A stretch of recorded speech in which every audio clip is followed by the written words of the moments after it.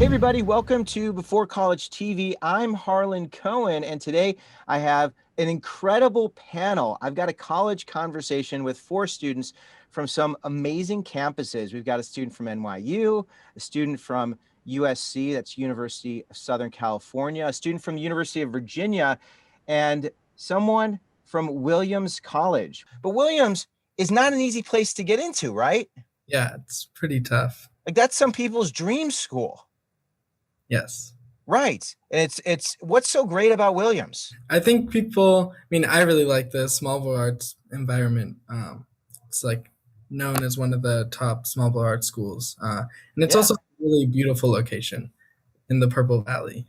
Is it everything that it's cracked up to be? Is it this dream place? Is it a college utopia of liberal arts wonderment? I don't know if anywhere is really a utopia, but I think it's pretty great. I think definitely, if rural small arts is what you're looking for, it's definitely a good place to be. That's cool. Well, I'm glad you're here, and you're in Massachusetts, so you're a long way from home. In Persia, you are at NYU, also a long way from home. Do you miss Calabasas? Do you miss California? Absolutely. I mean, it's hard not to miss the weather there, but I love the city and I love that our campus is integrated into the city. So, Yeah. I mean, I love it. That's awesome to be in the city. We're going to learn about that. Weston, you're in LA. You're still in LA, and you're just hanging out in LA because this year USC has been kind of like a ghost town, right? Yeah, just chilling in LA. I get to sometimes walk to campus and remind myself of what was, but yeah, it's nice to live near, but it's still unfortunate that it is a ghost town, like you said. Yeah, man, because well, we're recording this towards what we're hoping is the end of COVID, and there hasn't been classes on campus, but you had a first year, right? Like you had a good semester and a half on campus. So Yes, I had exactly a semester and a half on campus. all right, so we're going to get to learn about that. We're going to learn about that experience and how you found your way there. And then David, you are living it up in Virginia. Tell us a little bit about the University of Virginia, and you're in Charlottesville, right? Yeah, that's correct. Yeah, it's definitely different from LA, but I think it's been really good for me to kind of do something that was different from I was born and raised in LA. And I've met such amazing people here. I think it's been really good for me to kind of learn how to live on my own and experience a new place. But Yeah. I really like it. Yeah, it's been really great. So you're far away living that life. You're actually on campus, right? I am right now. Yeah, correct. That's awesome. So I like to start things off by getting a sense of what you're looking forward to, because I think it's important to have things you're excited about. Weston, when I look at you, I can't read you real well. I'm trying to figure out, what is Weston looking forward to? What is Weston excited about? Can you just give us a little bit of what's in front of you that you're just like incredibly looking forward to? Well, I think I opened many doors just everywhere, right? I auditioned for Jeopardy, so I could be going on Jeopardy. I got into the last round of there. I have an internship set up for the summer at TikTok. I just like, and most of them lead up to nothing, right? I make a whole bunch of games that flop, and some of them do successful, or some of them are successful. So I'm just excited with opportunities, although most of them don't even work out. That's awesome. We have so much in common. But you only need like one of them to work out, which is great. Exactly. What's your dream, Weston? What's your dream for anybody who may have a similar dream? Are you willing to put that dream out there? Yeah, for sure. My dream is to just have as many experiences as I can. I want to live in the forest at some point for a really long time. I think that would be fun. But to do that, first I have to get money to do so. But the dream is ever changing, right? Currently, my dream is to survive this semester and thrive as much as I can, right? But yeah, it's an ever changing landscape of dream. Yeah. So you want to live in the woods. I do. You look very well shaven. Like, do you grow a lot of facial hair? I shave frequently. I appreciate you saying that. I did shave before this interview, of course. So yeah, thank you. Well, I was imagining you in the woods for a Mm. long period of time, and the first thing Yeah. I think is you'd get really hairy. For sure. That's why I also work out a lot to be able to live in the woods, lift heavy objects, you know. So you're planning, everything's geared to this wood. Would you live with someone in the woods? Would you? Oh, for sure. I So hate you're not living gonna be alone. alone. Oh, so I would you'd never. bring someone. Would this be like a romantic partner or just like a woodsy partner? Probably a romantic partner. I'd hope. However, maybe a woods. I would, if that fails, a woodsy partner would be fine as well. Yeah. I mean, a woodsy partner. David, let's go to the dream part. I'm curious about the dreams because that's something really important too. But we'll do it twofold. What are you looking forward to in the near future that's in front of you? And then we'll get to your dream. It's funny that Weston mentioned Jeopardy. I'm actually in the same boat, waiting to hear back. But I guess in the near future, I mean, a lot has changed this past year. But looking forward to kind of making more memories with my friends, getting through the semester, as Weston said. I'm hopeful that we return to some form of normalcy, whatever that looks like. Yeah, I'm looking forward to. I'll be interning this summer at a management consulting firm. So hopefully some good experiences there, a lot of learning. I guess the dream part would be, I mean, it's very up in the air, but I definitely want to do something social impact wise.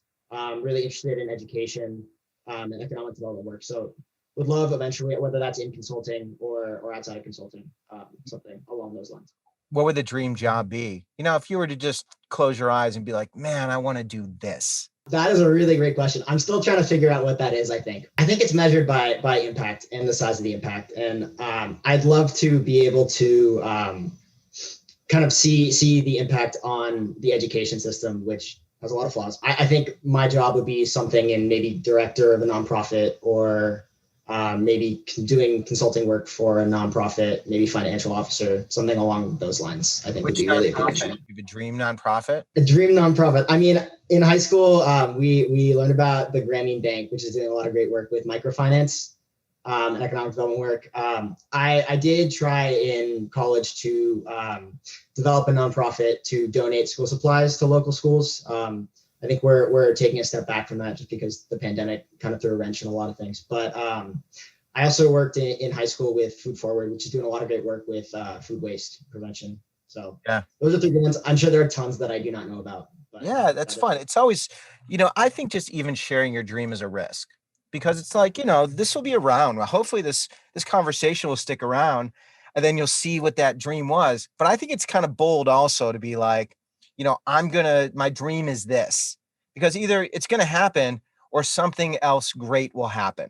Like, that's just kind of how I think. So it's exciting to just share. And clearly you're all people who do things. So it's like something's going to happen and it's going to be pretty awesome. Like maybe you'll go on Jeopardy.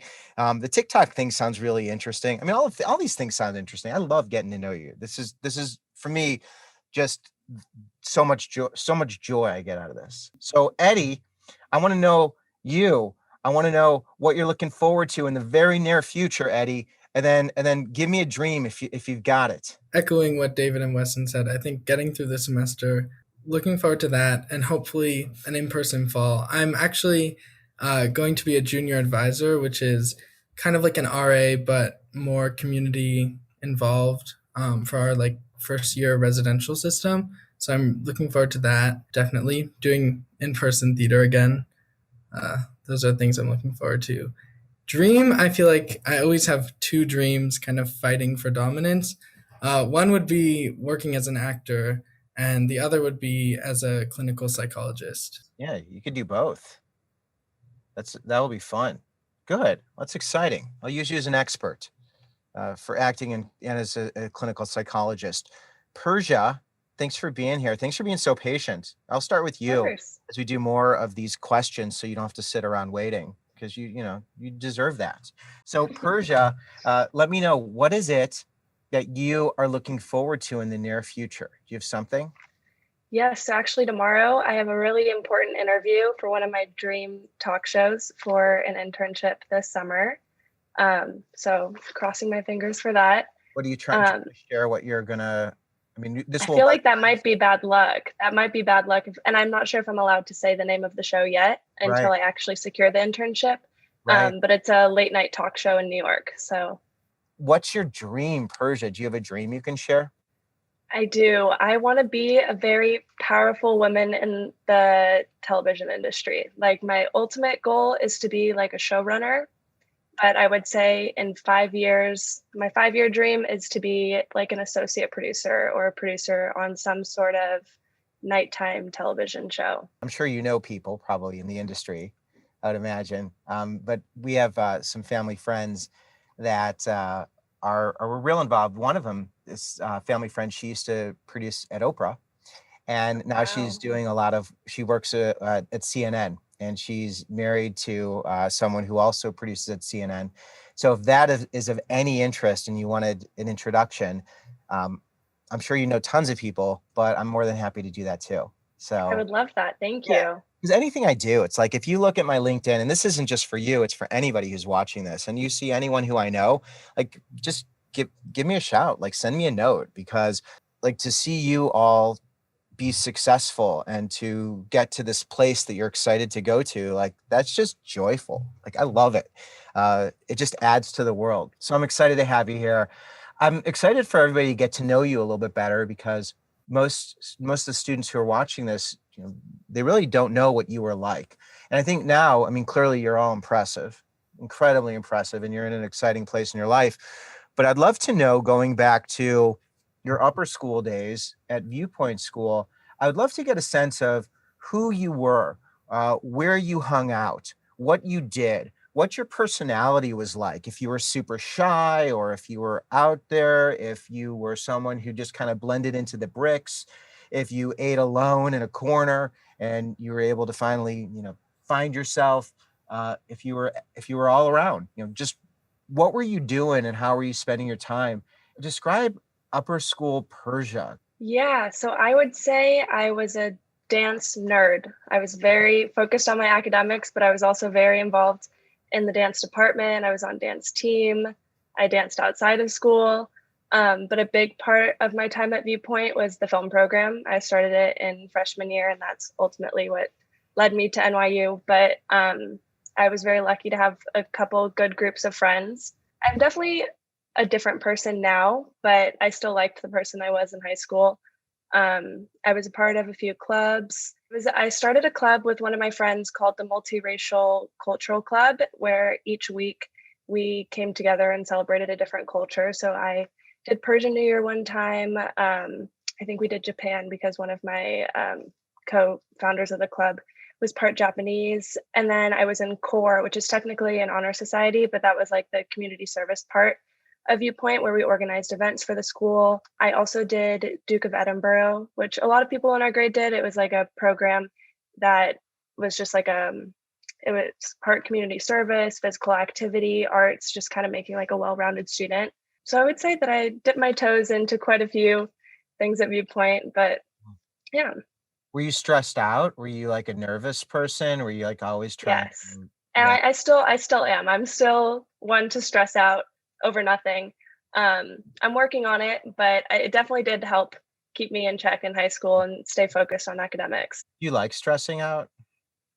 Um, no, but it keeps me from procrastinating, so I appreciate that. Yeah. It's an interesting thing, because I think there's a lot of people in high school who want to be where you all are. And I'm always curious, like, can you get there without being like stressed out and overwhelmed? Like, is that possible, you think, Persia? Definitely. And I think it comes with different types of personalities. I'm very type A. I like to be very organized. I like to have a plan. I like to have my schedule for the next week planned out. So for me, stressing out worked. But then one of my really good friends, Matt, who's also at the same school studying the same thing, had a completely different approach in high school. He was into sports. He was super outgoing, friends with everybody. Like he was a completely different kind of person, but we both got to the same point. So I don't think it's necessary to stress out. Yeah, that's interesting. David, do you remember high school Persia? I do. High school person was awesome. Yeah, we were all part of the same friend group. It was a fun time. I would definitely a lot of dance. I remember that.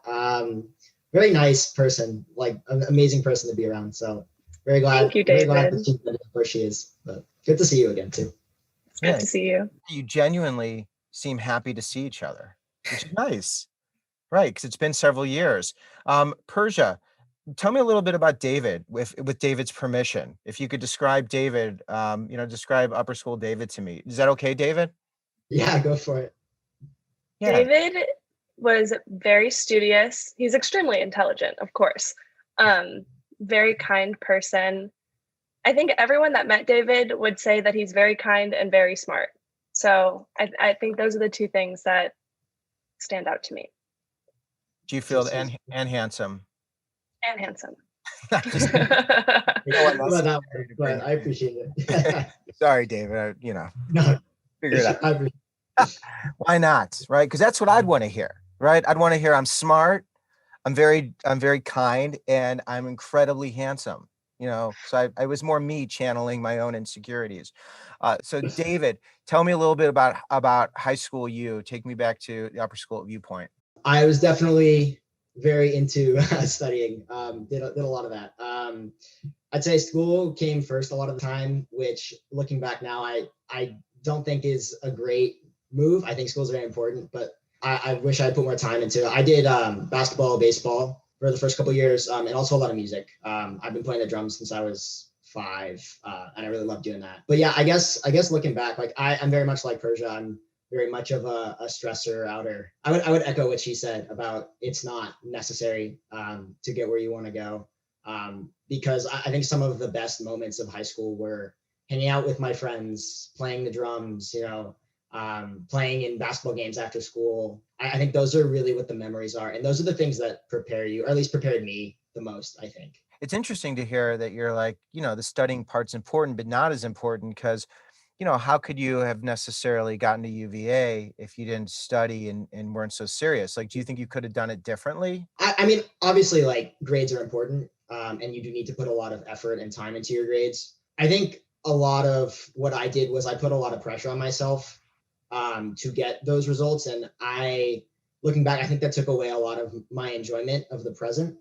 And so something that I'm trying to learn and I'm still working on, really enjoying all the things in life rather than just worrying about the next thing and the next thing and the next thing, because that's how you really enjoy your high school time, I think. Yeah. But obviously, I mean, you need to study. I just think I made it too much of a priority. It makes a ton of sense. But if you're someone who's watching this and you're a junior or a senior, it's so hard to actually practice what you're talking about, That was me. I totally get that. Eddie, so take me back. Tell me a little bit about you. Help us to understand upper school Eddie. I think primarily I was involved in a lot of performing arts. I was also involved in the dance department, though not very much overlap with Persia. Classes-wise, I tap danced. And then I did a lot of theater. I did pretty much every theater opportunity I could, which was 4 shows a year, and a 5th 24-hour festival. And I also played in the orchestra. I played the violin. So that was a lot of my extracurricular life.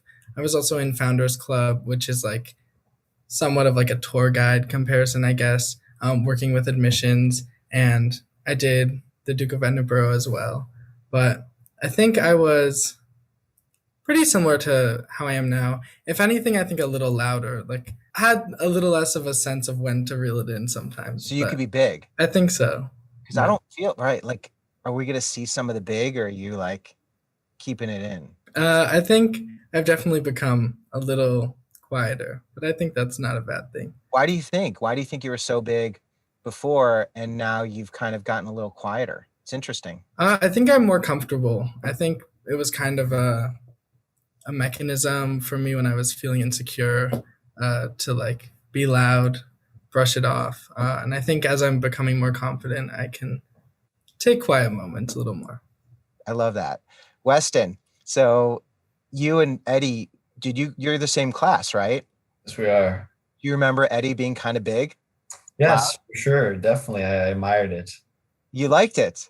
Oh yeah. I mean, I think I oppressed. I didn't oppress myself. I was very dissociative. I think I felt like I wasn't really living in a reality when I was in high school.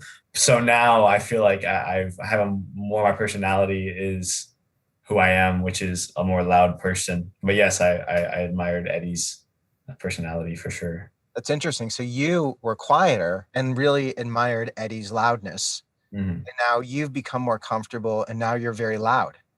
I'm very loud almost all the time. Really? That's great. It's a fun reversal. So Weston, how are you spending your time at Viewpoint? I spent a lot of time doing robotics. I also spent a lot of time doing independent studies. I had very good mentors at Viewpoint. I spent a lot of my time with old men instead of people, to be honest. But it Tell me was about that. Tell me a few of those mentors who helped you. Charlie Sitzer, Lance Rush, and David Martin. Those are my three main mentors, and they kind of rounded me out academically as well as personality wise, I guess. I learned a lot from these wise people, and I'm very grateful for that. What did you learn? Character matters above everything else. Kindness. No one wants to work with you if you're not nice, basically. Other than that, it's just you're not above other people in any sort of the way. We're all human. We all have the same capacity, even though you might think otherwise, like I did. I was like, oh no, it's okay. I can do that and that and that. And he's like, no, you can't. I'm like, I can. I'm special, and I'm not special. So that's what I learned from the whole experience, basically, with my mentors. Sounds like humility is a big part of it as well. Yes, humility, exactly. And also, I was very affirmation driven, I guess, right? And so I look what I made. This is very good, Weston. Good job. Okay, and then I kept doing it, right? That was my feedback loop. Generally, like I turn in an assignment, right, and suddenly instead of getting oh, good job, it's a professor who has 300 other people, right? And in like 3 months I'll get like could use more work, A minus. I'm like, okay, excellent. That does not drive me anymore. So I have to be self-driven. I have to be passionate. But it was good. I am passionate, but it was definitely really nice having people to inspire me and understand where to drive my passion from. Well, Viewpoint is such a community of connection, and you have that support, and I think it's something that really carries over. But speaking to what you were just talking about, the affirmation piece and knowing you're enough, when you get to USC and you're surrounded by all of these other exceptional people, and you don't have that core group to tell you, Weston, you're so great, you're so smart, that's so fantastic. Did you struggle with that transition to USC? For sure. So I'm in the interactive media and games division at USC. It's 15 people per class, or approximately that. And the big thing here is imposter syndrome. I'm sure you've heard of it. You're surrounded by other people who are way better than you, but you think they're way better than you, but you're all just you're all equally confused. Everybody's equally confused all the time and just trying to fake it. That's what I've learned. And they do, and they're successful in faking it, but like they're not actually faking it. They're just doing it. I don't know. You feel inferior. And the way I got over that was talking to people, right? I understood like, oh, you're a human and we have a deep connection now. Okay, excellent. Now I feel better. I feel more in place, and I can be productive and be happy. Yeah. Well, New York's a tough place because you're very far from home. You're also in a city environment, and NYU isn't a place that has a central hub from what I've heard and understood. So how are you able to find friends to help you to be surrounded by people who were safe to be around so that you can, feel connected and have that human connection? Yeah, so even though NYU's like integrated into the city, there's very much like a 10-block radius of students. Like you'll see the NYU flags everywhere, and all the freshmen live in dorms, which was like where I originally met my friends. But once classes started up, Tisch, the art school itself, is like a giant fraternity, and everyone is there to boost each other and to help each other on projects and everything. So once I started taking classes, I'd say most of my friends are film majors, and that's how I did meet most of my friends, or at least in Tisch. But honestly, I didn't mind not having a campus. I was kind of looking for that. I did a summer program going into my senior year of high school at NYU in film. And it was 6 weeks, and it was the first time I ever really like left home for that amount of time. We were living on our own in the dorms. Like it was the first time where I didn't have like parents behind me all the time, like guiding me. It was my first introduction to the real world.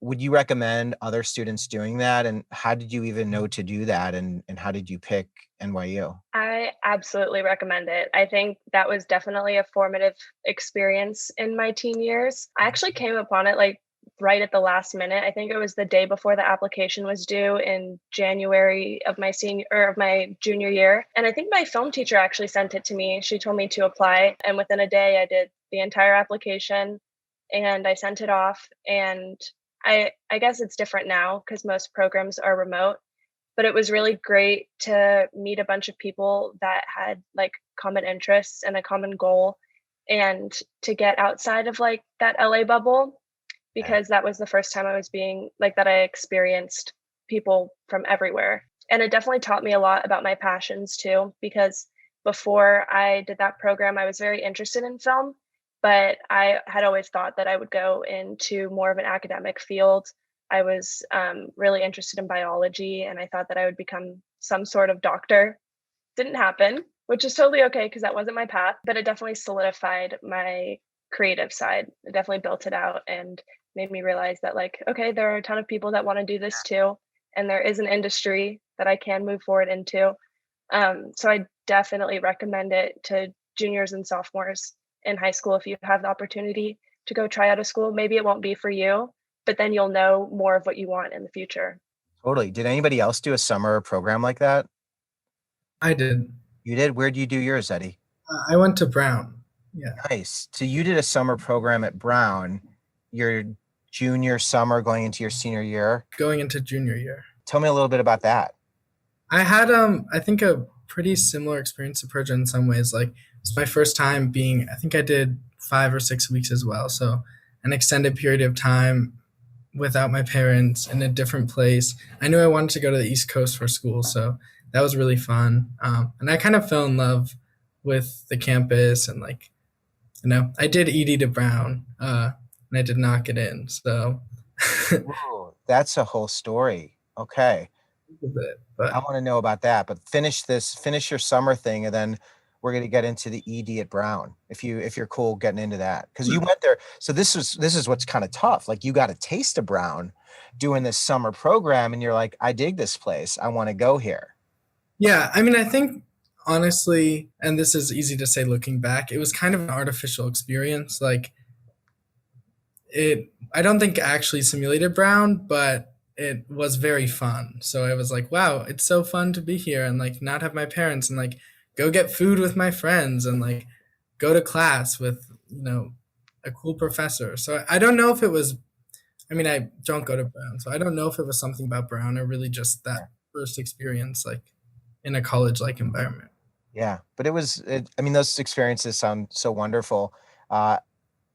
David, when it comes to imposter syndrome, when it comes to, you know, adjusting to life at UVA, did you get a taste of that? Did you experience it as well? Absolutely. I echo. I think Persia was talking about how much of a community Viewpoint is, and you develop really close relationships with teachers in high school, and so I think that's part of the transition to college.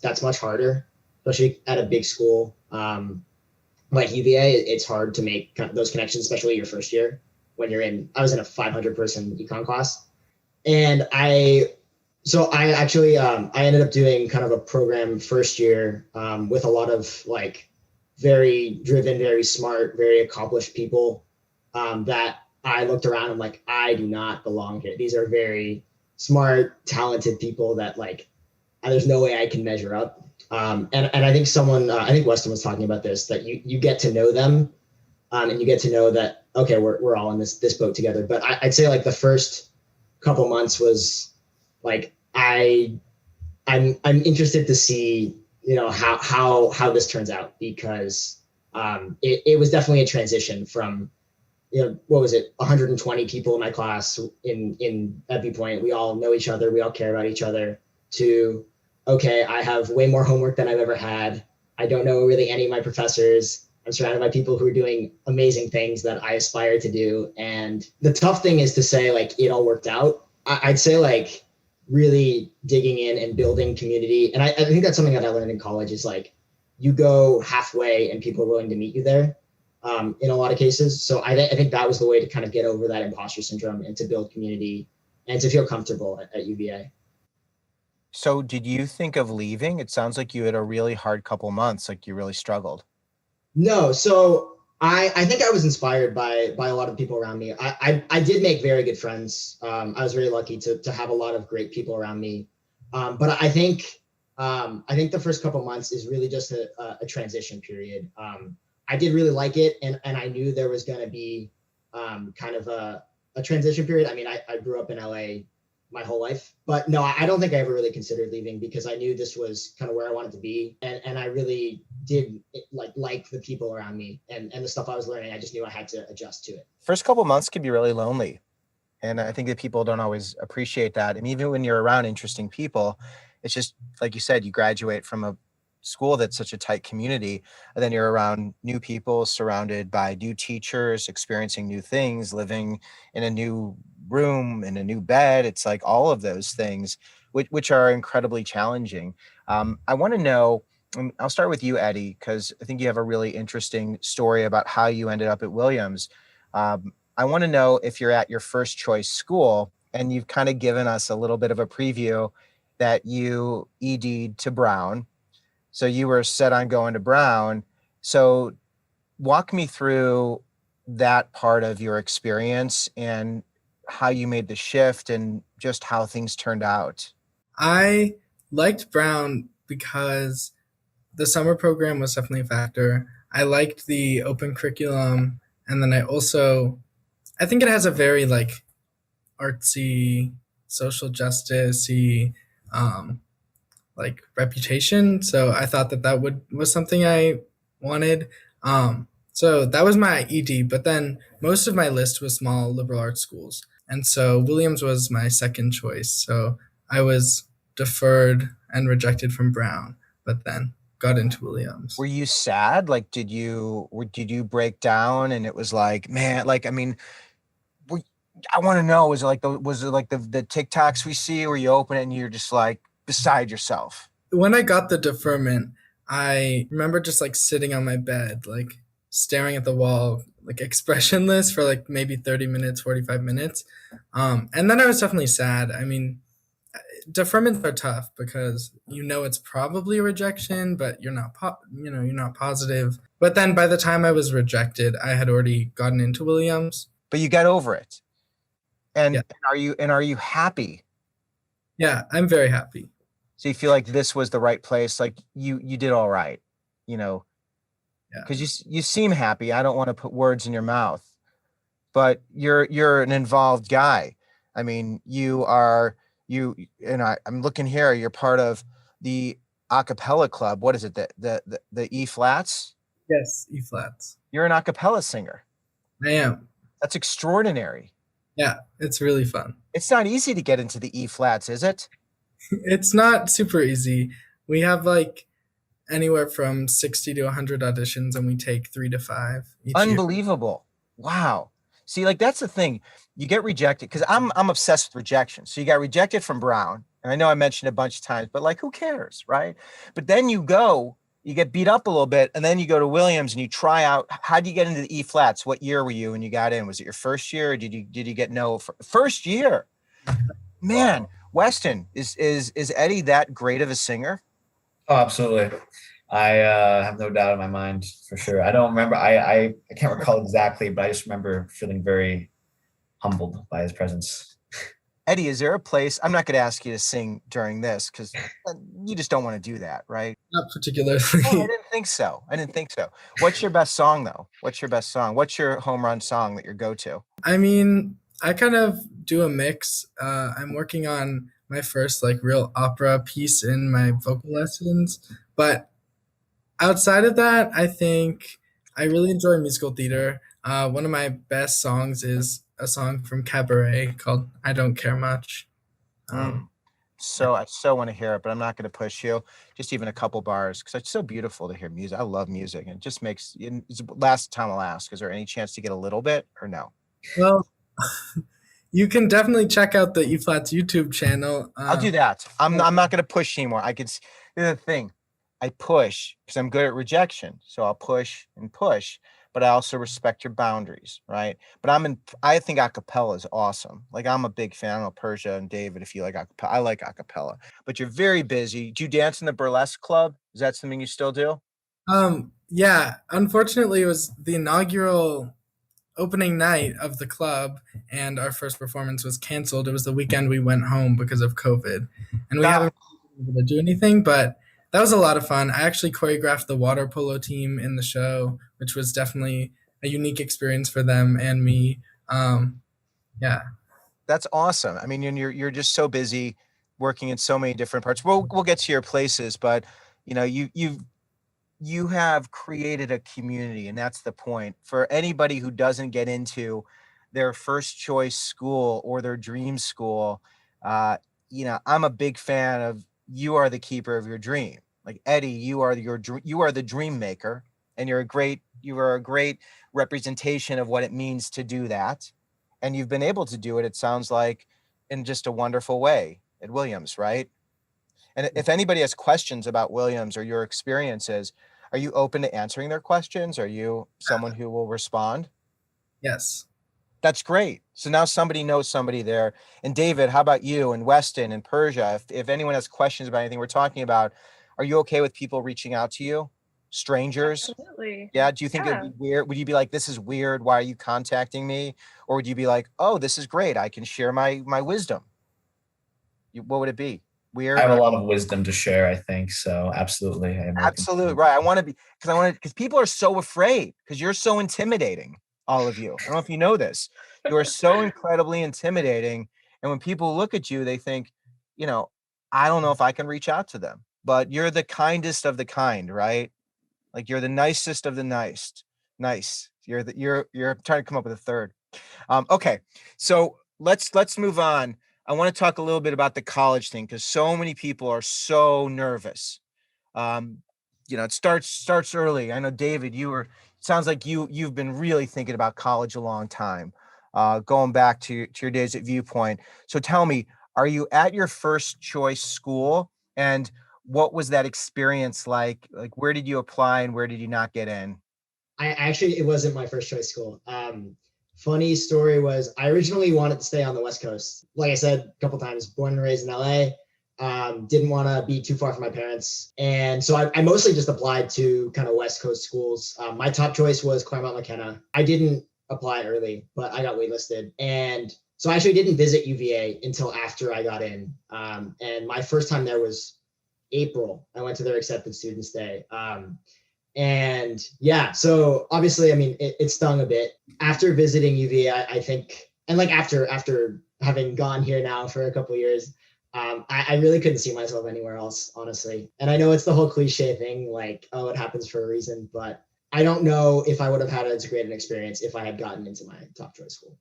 And where else did you apply? And just kind of run down the list of where you got in and didn't get in, so we can Yeah. just kind of get a sense.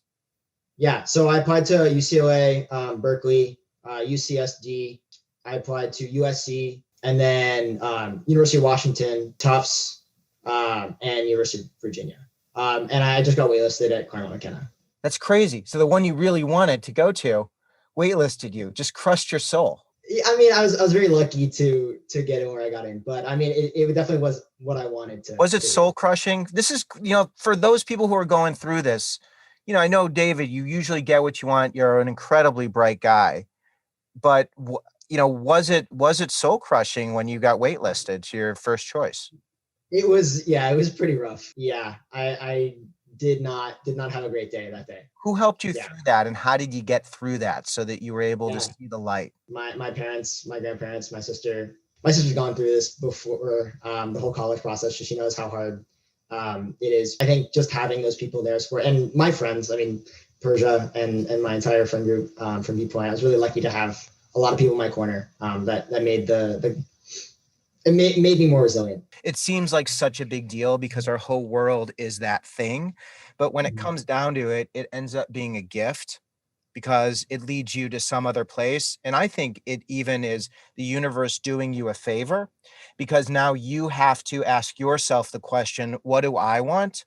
As opposed to being so focused on being wanted, which is like a monumental shift in just a worldview, but one I don't think many people get to experience as early and as powerfully when you don't get that acceptance to your top school. So I want everybody to get into their top school. And I think you can all attest to this. that just because you don't get into your dream school doesn't mean you don't live your dream. Absolutely. And I think that's something that we don't learn enough about. And I think even in an environment, a Viewpoint or any independent school, it's very hard to see that. Weston, so tell me about you and your first choice, and are you at your first choice? What was that whole application and decision making time of your life like? For sure. I am at my first choice. I definitely have had a lot of rejection in my life, be it internships or women, but generally, I'm very happy that I've come to USC, which was my first choice. Like I said, the application process was awful, as they all are, right? You send it and you wait. Then they're like, they might give you an interview. You don't know what's happening. They don't tell you what's happening. And then suddenly one day, maybe they tell you what the day, they give you a date, they give you a range of the days. But yes, it is not a incredible process to go through, but sometimes it's going to work out no matter what, right? Like you say, Harlan. So you were interviewed, so you applied, and then does everyone have an interview at USC once they're a candidate? Mm-hmm. I'm in the game design program, like I mentioned, which had you had to get into USC, you had to get into the cinema school, and you had to get into the game design school, which each had an application, which the USC general application and then the art application for the cinema school. And then I had an additional interview with a professor, which was just for IMGD, which is something that happened to the cinema school here. So you had so many different layers. Going through that, what advice would you give to someone who wants to go down this path? Because it sounds like you had to jump a lot of hurdles and there were a lot of steps, and it's hard to be cool and calm during that. For sure. I documented my work really well, which is something that is very important to do. I had it all in a Google Drive, so it was just easy for me to kind of someone want to see my game from 3 years ago that I made in this. They're like, okay, I'll show you that because I had that available. The process is long and grueling, like I mentioned, but you just have to keep calm and collected. And if you prepare yourself accordingly for what you want to succeed in. If you didn't get into USC, did you have a plan? My second choice was Carnegie Mellon, which I did get in as well. So that would have been very cool. A much different experience. My life would be different. My dreams would be different, right? Like you mentioned earlier. Yeah. But that was my alternative plan, and crying a lot, probably. Yeah. You like to cry? You're a crier? Yeah. Actually, I've only cried when I come to college. That's something that's fun. I've only started crying when I got into Really? Will you tell us about one of those cries? Let's see which one. There's so many to choose from. I don't know. No, I don't know. I just feel like I got more intact with my emotions. I kind of mentioned this earlier, but like I kind of just lived in a dissociative state of like, oh, I should like program now. Okay, right. I never really thought about like life and society. So coming to college, I had a whole bunch. I dealt with conflict. I dealt with problems and people and bad people and good people, and they're bad, but they're also good people, right? I met a lot of people that I didn't meet in high school, and that's probably just because I didn't look for them. But yeah, so you just cry because I don't know, it's just something you can do. It's natural. It's nice to hear someone, talking about crying. I'm serious as a man. Like I cry once in a while. I was trying to think of the last time I cried. It's funny because I was thinking about this.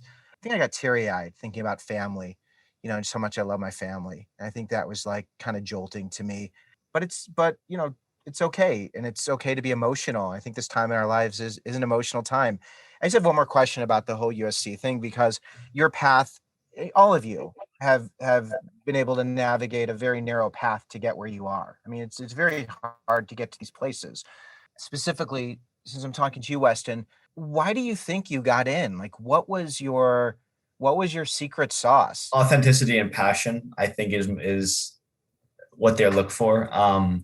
Because like I think it was about 2,000 people that applied, right? And somehow they have to filter it out. And I think it's very easy for them to realize like who is making art because they love art and who is making art because they want to have money or whatever or something like that. Just do whatever the collision of your head and heart tell you to do, and it will get you where you should be most of the time. Sometimes you have to do an extra push or something, but being passionate about something you love That's will get you where you should be. And my place where I should be is here at USC. Do you all have anything to add in terms of, how you think you were able to get in and what you were able to do? Do you want to add to that, Persia? I think with my application process, it wasn't just about academics because I did apply for an arts major. So I did have the opportunity to express myself and to integrate my personality more into the stories that I told. And I actually didn't have an interview for NYU, but I agree with Weston. I think passion is one of the biggest things. At least NYU, they look for passion and storytelling and dedication. And I think if you believe in yourself, that definitely comes through. Yeah. Eddie, how about you? Essays aside, I was probably pretty like middle high of the pool. Like there are a lot of people here who did 11 APs and really academically pushed the limit. And while I took 5 or 6 APs and I did very well in my classes, I wouldn't say that I was academics was my main thing. And so I think what really pushed me forward was my writing. I think small board schools especially have the time and really look for people who can express themselves in their writing and look for similarly, I think, authenticity in the writing. And I think that tends to be one of my strong suits. So I think having the essays there really pushed me forward. Good. Well, maybe you can share your essays as part of this. We can attach them if you're open. Some people have shared their essays that they've included with their applications, and it's really helpful. David, do you have anything to add in terms of how do you get in, the secret sauce, what you think differentiated you? Yeah, I wrote about something that was uniquely me, being puns, in one of my essays. I think it's the things like that that really you cannot separate from yourself. That is what makes you stand out in a pool of essays. What was uniquely you that you wrote about in your essay that distinguished you? A lot of my friends will tell you I tell way too many puns, and that is kind of me in a conversation is a lot of puns. So I wrote an essay just about puns, and how they reflect who I am, and started and ended with a pun. Whoever's your reviewer, it's subjective. So it's and something like that, the essence of you, which again is a gift of where you ended up, is a reflection of someone who can really appreciate you. I think that thing of when you really offer you in an authentic way, whatever happens next is going to be a beautiful thing, because you only want to be at a place where people can appreciate you and the essence and the spirit of the things that are you, which I think, again, we lose sight of. But this is just a wonderful reminder. When it comes to a lesson, something you took away, a class or experience at Viewpoint that helped you to navigate college, was there a particular teacher, a particular event? Is there something that you could think of that really has had an impact that has helped you? The string of English teachers I had, who are all incredibly supportive, really set me up well, because writing is something I utilize in all of my classes, and coming in with strong writing capabilities made adjusting to college classes much easier. I also think, honestly, theater really helped because I learned how to memorize a lot of things relatively quickly, which also has proven really useful. Can you give names of some of the people? It's always helpful to hear. Miss Dash for 8th and 9th grade, who was really phenomenal, very formative, and Dr. No, Dr. Clark, really phenomenal teacher as well. Dr. Tron, who I never had as a teacher, but senior year was a big mentor for me, read over all my college applications. How did Dr. Tron end up reading your essays? How did you have that interaction? Me and my friends thought that she looked really cool. She was introduced as one of the new teachers, so she also shared a classroom with a teacher that we all knew. So we went in and introduced ourselves. And I think I kind of just pushed my way in. I was I need a teacher to read over my stuff. So I asked, and she was willing to, and it went from there. That's wonderful. Do you still stay in touch? Yeah. Yeah, that's great. David, is there any experience, something you could think of going back to your time, whether it was playing drums, sports, coaches, the anti-waste organization, something that carried over for you? My Frostoff basketball coach, Coach Lawson, I remember something he would always say was, what's the most important play is the next one. And I think that's something I remember all these years later is that's kind of the philosophy I'd like to have and that I'm working to have. And I think that's something that really gets you through college because it's a lot of ups and downs, and it's a lot of ups, but there's also some downs.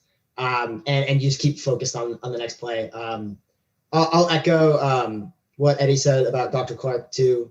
I remember there's one book that kind of had the same sentiment, Candide, at the end, which is we all need to cultivate our garden.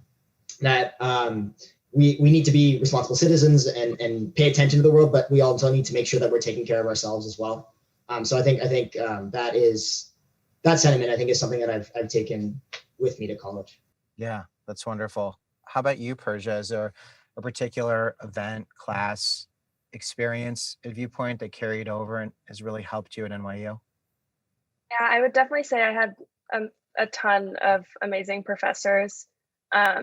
The film program was a really great program for me. My 3 film teachers, Miss Dunn, Mr. Rowe, and Miss Honig, were definitely people that really mentored me through high school. Miss Honig helped me through the college application process. But I would say my senior year in my Film 4 class, I was the director of our Film 4 project. And that was a year-long project that we started from like the idea and went all the way through the editing and the release. And I would say that set me up really well for school because it helped me develop my creative mind and my confidence in my creative mind. It gave me a really great foundation and a really great community to come back to. Like I remember we used to have lunch in the film room all the time, or like before school, after school. Like that was such a hangout spot. And Ms. Honig was always there to talk to us and to have lunch with us. But I would also have to say Dr. Clark was one of my favorite English teachers that I had. I mean, I had so many great English teachers. Her class was amazing. I think I had her senior year English, and I really enjoyed her class. What's so great about Dr. Clark? I keep hearing about Dr. Clark. She's just so friendly and so like she has such great wisdom. And I think just the way she talks about books and literature is so eloquent, and she really allows you to apply it to your life, not just looking at it as a piece of literature, but how it transcends into your world. And of course, she really helped with my writing, which is a huge part of the college application process. Is she authentic? Absolutely. Absolutely. Weston, I was looking at you. I was like thinking of the authenticity, but that comes through in a teacher, and it comes through when making it safe and having those relationships. I think that's wonderful. Weston, is there an experience or someone that you could think about during your time at Viewpoint that really has carried you and helped you? And I went from one area to 3 every day of my life. I went from the robotics lab to the photography lab to Mr. Martin's room. So that's Mr. Rush, Charlie Sitzer, Mr. Sitzer, and Mr. Martin. And it's they shaped who I am academically and morally, and they gave me the experiences I needed at the time as in my upbringing when others did not. Yeah, so I'm forever grateful for them. And Dr. No is excellent as well. I also had Dr. Clark, Dr. No, and that was really exciting as well. Do you still stay in touch with those people? Yep, every birthday I always make sure to wish my birthday, and I like most, like sometimes in my life I'll be like, wow, oh wow, that's when they say like I'll just remember something that they told me or something. I'll be like, that's great, and then I'll text them like, hey, just thanks. But yeah, they're really cool, and I want to stay in touch with them forever. Yeah. You can text them. You actually have a way to do that. But yeah, I have their phone numbers. Right. That's a wonderful thing. So if you need someone, you always have those people. Absolutely. Which I think is one of the tougher things of when you go to college, you lose those people, and it's hard to find your people right away. It's hard to find your people. It could take a while, especially in a big place. When it comes to your most uncomfortable experience in college, maybe you haven't had it yet, or you could think of one or two. I would love to know something that surprised you, that made you a little uncomfortable. And I'd love to hear how you got through it. And it could be academics, maybe not doing as well as you had hoped. Has anyone gotten an F on anything, or a D? Anybody get an F or D on something, on a quiz, or Weston? Good. Oh, good. All right, great. Because you're a smart dude. I always like when smart people fail. It makes me feel smarter and more human. So, I don't wish it upon anyone, but it's humanizing. Or even a breakup, or not getting in somewhere, or maybe hitting the wrong note, singing the wrong key, Eddie, during one of your E flats performances? I'm trying to think. Persia, do you have anything that stands out of an uncomfortable moment where you're willing to share that? There are definitely a lot. I mean, college is a learning experience. You're finding yourself, you're finding your people. Um, but being in the film program, a huge part of the curriculum is criticism. Mm, And so, even I'll go off of an example from this semester. One of my first classes in a directing class, our professor said, "Okay, before we introduce everyone to each other, pull up the film that you're most proud of, and we're going to show it to the class." So everyone went through, and it's hard to choose the film that you're most proud of because it's like your baby. Like, you don't want people to not like it the same way you do, or not see the same intention that you had.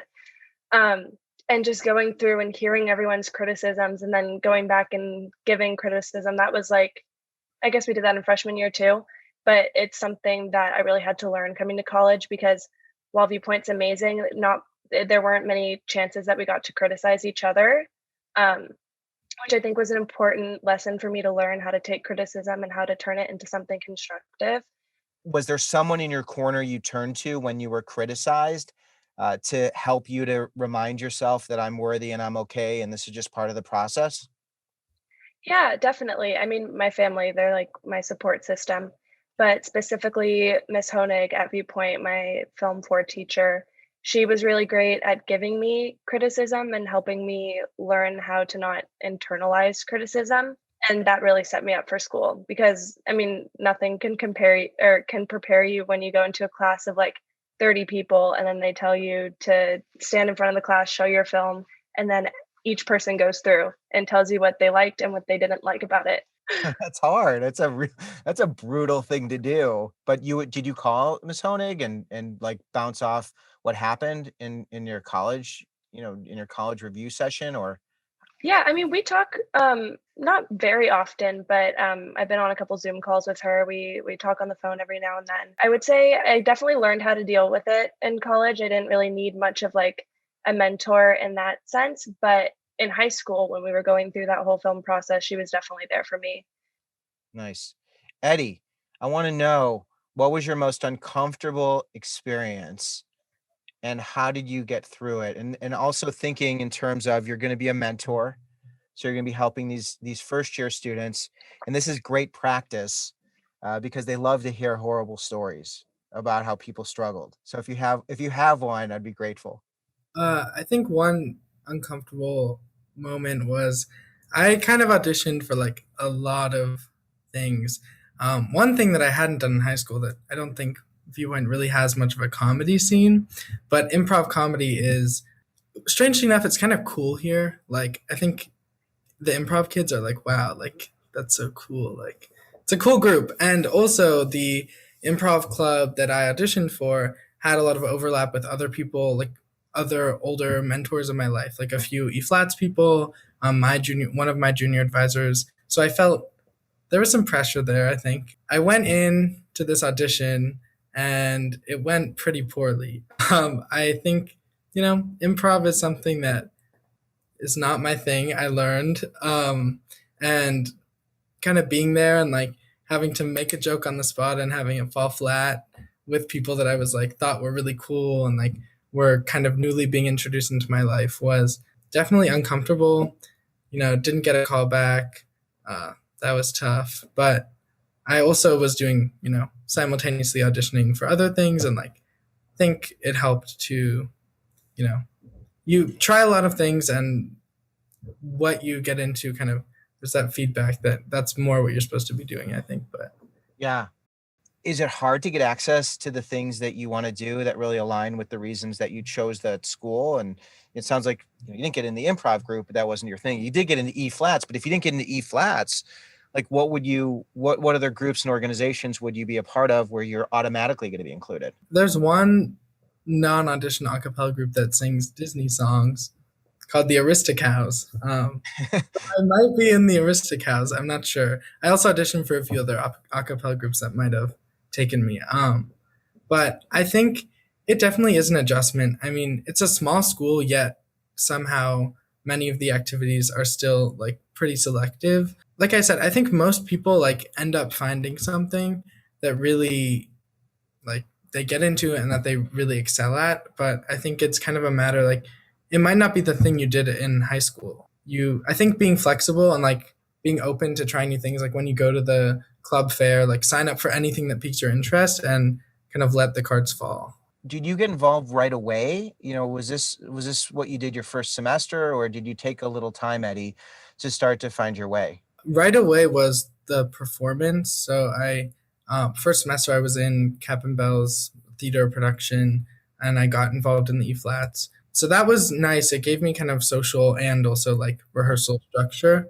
I think something I've come into later is getting involved with psychology research, in a more like academic co-curricular type of thing. It's interesting that you went to the things that you were comfortable doing at Viewpoint, and then now you've kind of found your way and are exploring other areas, which is great. So David, take me to that uncomfortable moment. I know you had, I don't know if it was the homesickness or you had a little bit of a transition. Maybe I'm making it bigger than it was, but it's my job. Yeah, my most uncomfortable moment probably wasn't then, but I can talk about that too.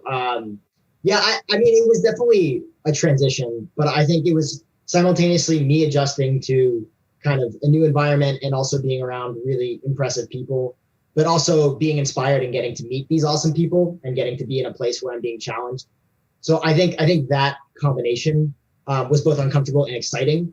But at the same time, I did the whole consulting recruiting earlier this year. And I had one interview that just went terribly. It went so bad. Describe it. Yeah. So basically, like a lot of how the interviews works is you'll have back-to-back interviews that are each like half an hour, 40 minutes with different people. And there'll be like a behavioral part to it and a case part of it.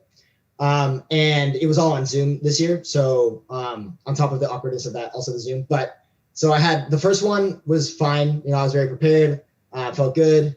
The second one, the behavioral interview was like, tell me about a time you disagreed with somebody. And I was trying to tell a story, and he's like, okay, but tell me more. Dig in. Like, tell me what you said and how they responded. And so I continued to do that. He's like, well, that doesn't really sound like you disagreed with them. It sounds like you just told them and they agreed. And at this point, I'm just super flustered, like, trying to think of something else to say. And he's like, okay, let's just move on. And then we get to the case. And at this point, I'm still very flustered. We're going through the case, and I just cannot think of anything. Like my mind is blank. And so it's this really awkward kind of half hour of me just trying to get to the end of the interview with my chances of getting this intact. But yeah, that was very, very uncomfortable. And I think that just goes to show like the job interview. And I'm getting way ahead of kind of the college process, but there are many times in college where you'll get anxious about the future, and I think that's okay. And it also works out because I was able to navigate the process, I guess, effectively. That's all. I mean, that's a hard thing to do those interviews and to do a Zoom interview and to have to think of that on the spot. And then for him to push back, which is interesting because it was about a time where you had a disagreement. And actually, I mean, I know I'm not there coaching you with it, but the way that the escape hatch could have been, right now we're having a disagreement about the conversation I had about the disagreements, which is clearly now one that could replace the one that we were talking about. Yes, exactly. I wish I had thought of that. Yeah. I mean, right. It's easy. I'm armchair quarterbacking it, That's helpful, yeah. Those things are so brutal, man. And thanks for sharing that. Just because it's like, we're all going to be in these situations where it gets uncomfortable and it gets hard. And I think that's just the constant, my motto is to get comfortable with the uncomfortable. And the fact that you all continue to put yourself in those places and doing it with an understanding that, it might get rough. Like that's the joy of it. That's the thrill. And I appreciate you sharing that. And you got through it. And did you get a job yet, or did you get the? Yeah, I'll be working in management consulting this summer and hopefully San Francisco. It depends. They haven't told us if we're in person yet. But not that person though, right? No. No, that didn't work out. That did not right. work out. But it worked out with someone else, which is great, right? There you go. So Weston, What's one of those very uncomfortable experiences that you had your first year at USC, and how did you get through it? My answer is every day was wildly uncomfortable because I put myself in situations to be uncomfortable on purpose. It's like I wanted to just meet as many people as possible, have as many experiences as possible. I text someone, "You want to get lunch before class?" No. Okay. Now, like that's like the rawest form of rejection is just no. It's like, all right, that's uncomfortable. Right. But other than that, just like I think you're getting a little red. I'm getting red in real life. Wow. Yeah, a little bit from the rejection from the text. Do you still do Yeah. that though? Do you still ask? Or Of course, this is. I mean, I was not. That did not stop me whatsoever, right? I always wanted to, because everybody's uncomfortable, right? Everybody's going through the same thing. Everybody's uncomfortable. So I was extra uncomfortable to try to make other people feel comfortable. Like in the elevator, it's easy to just stare at the wall until you're on your floor, and you can go, "Hey, how was your day?" Right? You can just, these are just some random conversations, and suddenly I'm acquainted with everybody here, right? I go on a run every day here, and I meet at least one person that I know, whether it's just like "Oh, hey, good to see you," or if it's just like, "Oh my God, how's it going?" you'll talk to random people while going for a run? No, people I know, just like acquainted, like, "Oh, remember we met in the elevator at our dorm, right?" You're the guy You that know, said hi. yeah, I'm the guy I was, remember I had that pumpkin and we were in, oh yeah, it was like, I don't know. So that's just fun things. And yeah, so uncomfortable situations are bad, but they also, I'll try it again. And I asked someone else to want to get lunch, and they say, "Of course, I'd love to." Boom, done. I'm happy now. That's beautiful. I love it. I mean, that's what it is. Just putting yourself out there and taking those risks. We're gonna wrap up very soon. You all are so wonderful and so great, and I'm just so grateful to have you here because you're all so interesting, and gosh, you do so many interesting things. Weston, I didn't even get into all of your robotics and all of the engineering you do. And I mean, is it fun? Is it stimulating? Is it pushing you? Is it everything you hoped it would be? I came into USC thinking I would want to be an engineer primarily, and I still am, but I consider myself more of an artist now. I use programming as a tool to create what I'm actually passionate about. So, and it's definitely not what I hoped it would be. I am not. I thought I'd improve. I have not improved, almost like very little. I've improved since high school. Do you need to improve for what you're doing, or can you still do what you're doing and just find a different way to do it? Exactly. I found I have not been capped by my lack of programming knowledge or otherwise. There's always a better way. There's always another way that's superior to what you're doing, no matter what you're doing. But you just gotta do what you want to do it right now, and try to figure it out. And are you finding joy in the program you're in? I derive my joy from other people. Generally, I love being with other people, working with other people. And in the program I'm in, it's very easy to find people to assist you and to just, Right. happy with. That's great. That's wonderful to hear. So I've got two more questions, and then we're going to conclude our conversation. One of my favorites. Really enjoy all of you thinking about something that's given you joy during your college experience, a real sense of pleasure, something that maybe you didn't expect. David, what's something that you really take a lot of pleasure and pride in that you've experienced this year? Can I say two quick things? Absolutely. One is music. I've been really lucky to play with a lot of great musicians and play a little bit before the pandemic around Charlottesville. And also, I think during the pandemic, just having a lot of really great friends that around me that bring me joy and make it all bearable and kind of give me joy every day. I think those two things have really made my college experience worthwhile. So you made these friends pre-pandemic at Yes. UVA. Then Yes. were you all in a house together? Did you do that? Yeah, so I'm living in an apartment right now with three of my closest friends who I all met on my hall first year. Right. Oh, that's awesome. It wasn't for the pandemic, you wouldn't have the experience you had in the past year of really having a different kind of experience. Yeah, absolutely. No, it's been a great silver lining just getting to spend a lot of time with my closest friends. So Yeah. I'm thankful. Well, thanks for sharing that. Eddie, what's Yeah. something that gives you some joy, that you really take pride in?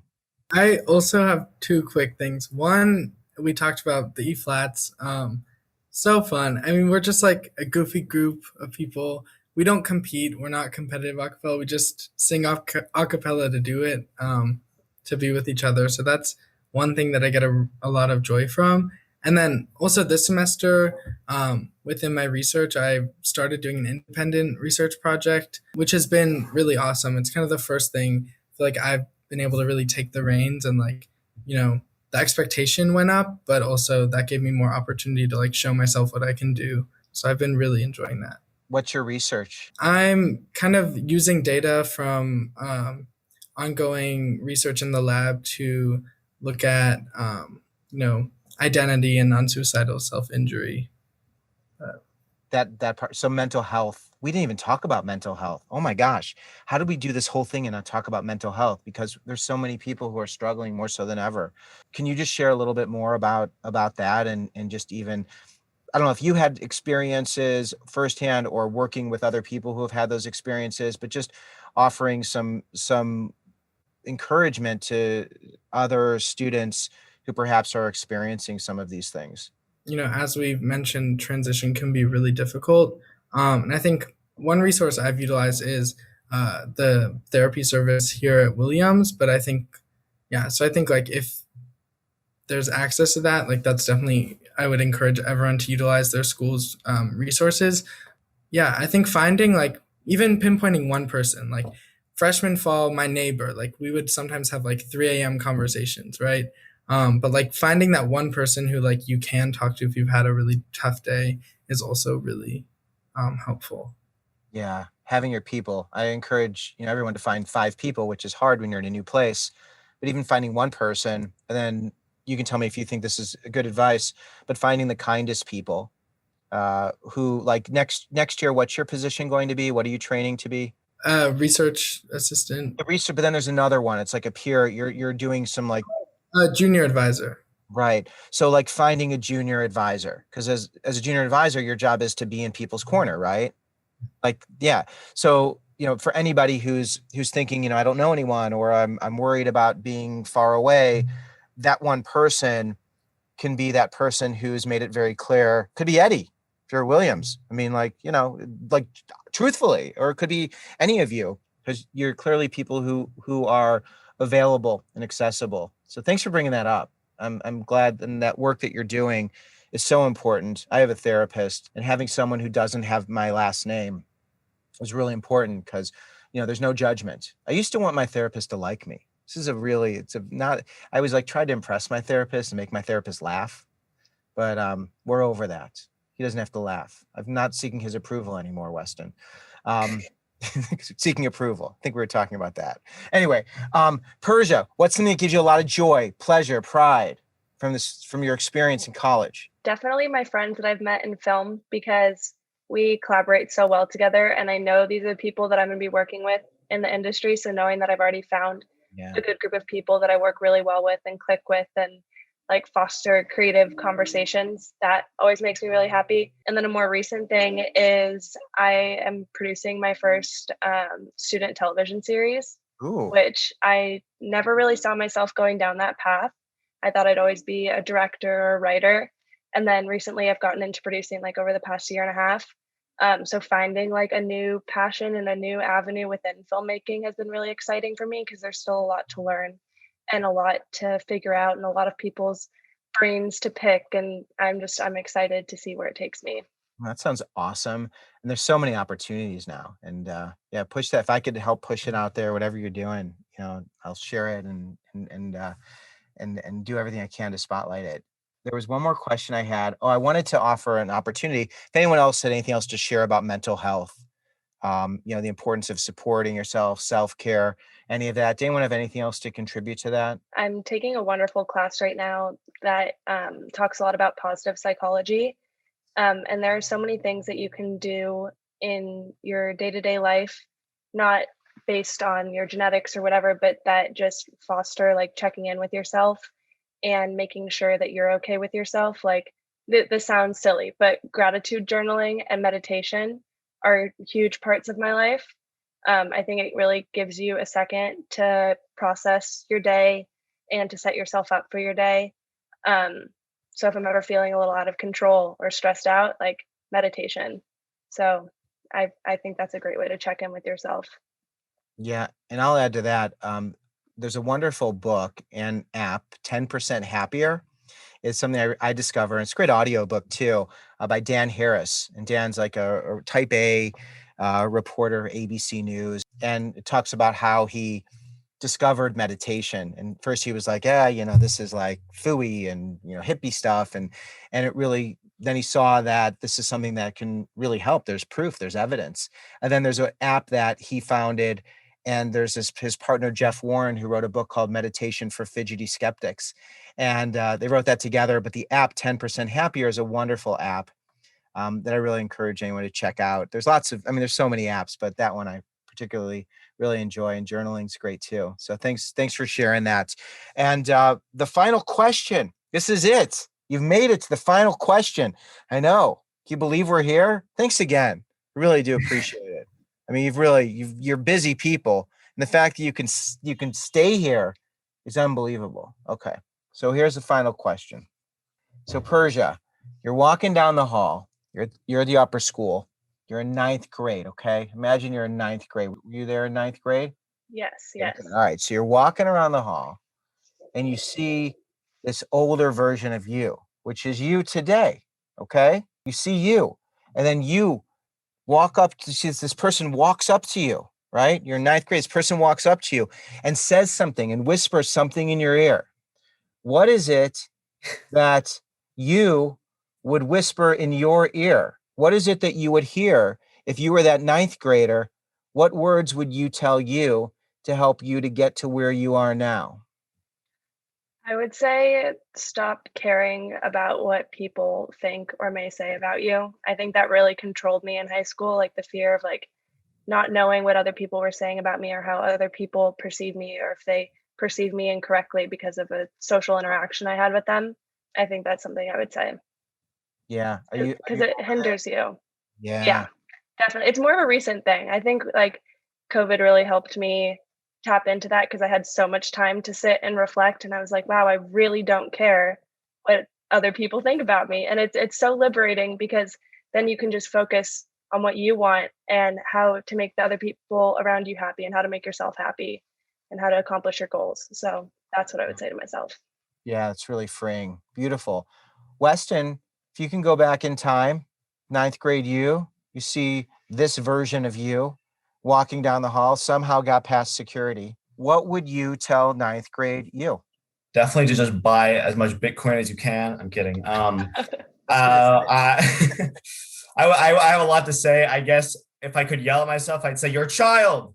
If I had to whisper something, it would have to be something along the lines of what Persia was saying, which is, you don't know who you are until you spent time alone. I guess I hate being alone, but over quarantine I was actually alone, right? Like there's nobody around. I thought about who I was. I thought about what I actually thought instead of regurgitating what I've heard. The actual words I whisper would probably just be like, you're not yourself yet. Which I think is true. And I'm still learning, but I think I definitely I have a foundation of understanding who I am and want to be. Yeah, that's exciting. Well, I'm on that journey too. It never stops. Yeah. But starting it and realizing it is liberating and wonderful. David, if you can go back in time, see ninth grade you, whisper or yell. You could yell too. You don't just have to whisper. You can make a scene. I don't care. Just get through to you. What would you tell you? I think what's been said already has been really great, and I would agree with it as well. I think I would tell myself that things work out. I've said before, but I think a lot of high school is spent thinking about what's to come because it's all sort of ahead of you. And you're thinking about college, you're thinking about, okay, when's my next test? You're thinking about, okay, where do I want to live for the next 4 years? So all of that is really gets in the way of your enjoyment of high school.